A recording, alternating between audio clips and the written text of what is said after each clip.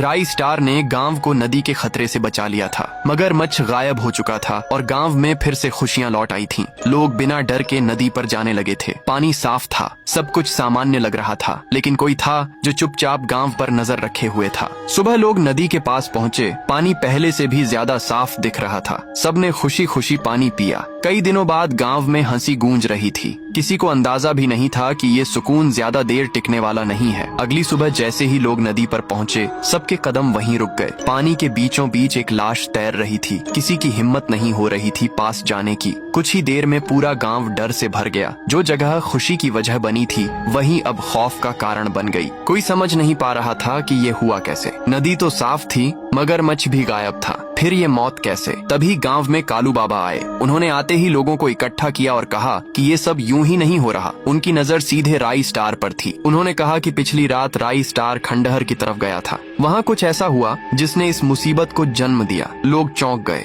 जिस पर भरोसा था उसी पर शक होने लगा। कालू बाबा ने बताया कि खंडहर में एक पुरानी शक्ति सोई हुई थी। राई स्टार ने अनजाने में गलत मंत्र पढ़ दिया और उसी वजह से भंत्र राज जाग गया। ये नाम सुनते ही माहौल और भारी हो गया। कुछ बुजुर्गों ने एक दूसरे की तरफ डर से देखा, जैसे वो इस नाम को पहले से जानते हों। कालू बाबा ने कहा कि भंत्र राज कोई साधारण ताकत नहीं है। वो एक खतरनाक सुर है जो छुप कर वार करता है। ये सुनकर हर कोई डर गया। राई स्टार ये सब चुपचाप सुन रहा था। उसके मन में एक ही बात चल रही थी कि अगर ये सब उसकी वजह से हुआ है तो इसे खत्म करना भी उसी की जिम्मेदारी है। राई स्टार गांव के बाहर गया, तभी उसे सामने वही बूढ़ा आदमी दिखाई दिया जिससे वो पहले मिला था। राई स्टार तुरंत उसके पास गया और बोला, बाबा ये भंत्र राज कौन है? ये नाम सुनते ही बूढ़े आदमी का चेहरा बदल गया। उसकी आंखों में डर साफ नजर आ रहा था। उसने धीरे से राई स्टार की तरफ देखा और कांपती आवाज में कहा, बेटा भंत्र राज